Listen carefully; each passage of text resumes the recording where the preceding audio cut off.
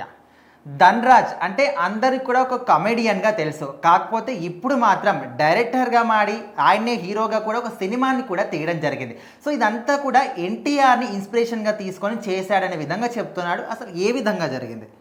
ధనరాజ్ గారు అయితే డైరెక్టర్గా మారి రామం రాఘవం అనే ఒక సినిమా తీశారు. హ్మ్. సో దాంట్లో ఆ సినిమాకి భాగంగా ప్రమోషన్స్ చేస్తూ అక్కడ ఒక ఇంటర్వ్యూలో అడిగిన ప్రశ్నకైతే సమాధానం చెప్పారనమాట.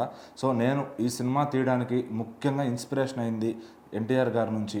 ఆయన నాకు చెప్పిన మాట ఏంటి అంటే, మనము సినిమా ఫీల్డ్లో కానీ ఏ రంగంలోనైనా ఎదుగుతున్నామంటే చాలామంది పట్టి వెనక్కి లాగుతారు, ఉంటారు. కానీ వాళ్ళందరినీ పట్టించుకోవద్దు. ఎవరిని కూడా మాట అన్నారని తిరిగి మాట అనొద్దు. ఎవరన్నా సరే మన మీద రాయేసిన దాన్ని తుడుచుకుని వెళ్ళిపోవాలి. ఎందుకంటే మనం ఆగి పట్టించుకున్నాము అంటే అక్కడే ఆగిపోతాం.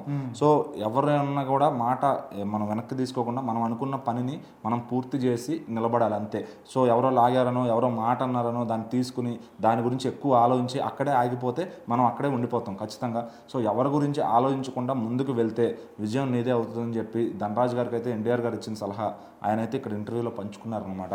సో మరి ధనరాజ్ గారు బిగ్ బాస్ సీజన్ 1లో కంటెస్టెంట్గా అలా ఎన్టీఆర్ గారితో ట్రావెల్ చేశారు, మాట్లాడారు. సో వాళ్ళకి అక్కడ బాండింగ్ ఉందా అంతకు ముందే ఉందా అనేది మనకు తెలియదు. సో మరి సినిమాల్లో కూడా వాళ్ళిద్దరూ చేసింది ఎక్కడా లేదు నాకు తెలిసి. సో ఎక్కడ ఆయన సినిమాలో అయితే ఈయన యాక్ట్ చేయాలని నాకు తెలిసినంత వరకు. సో కానీ ఆయన రియల్ లైఫ్లో మాట్లాడినప్పుడు ఆ బిగ్ బాస్ సీజన్ టైంలో మరి చెప్పుండొచ్చు ఆయన సలహా. సో ఆ మాటను ఆయన ఇప్పుడు చెప్పడం, మరి ఎక్కడ చెప్పారో ఆయన ఏ సందర్భంలో చెప్పారో కానీ ఆయన మాట ఆయన ఇక్కడ దాకా తీసుకొచ్చింది. అంటే నేను సినిమా చేస్తానికి భయపడ్డా, సో చేయగలమా లేదా, మనకు అంత సీన్ ఉందా లేదా అని ఆలోచించా. సో ఎన్టీఆర్ గారు చెప్పిన మాటలు గుర్తొచ్చాయి. సో ఓకే చేసేద్దాం, చేసేసి నిలబడదాం, అందుకే నేను సినిమా చేశాను. సో నా సినిమాకి మొదటి రోజు తక్కువ మంది ఆడియన్స్ ఉంటారు.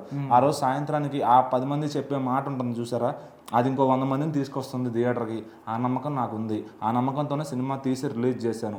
సో ఈరోజు రివ్యూలు వింటుంటే చాలా బాగున్నాయని కూడా ఆయన చెప్పడం జరిగింది.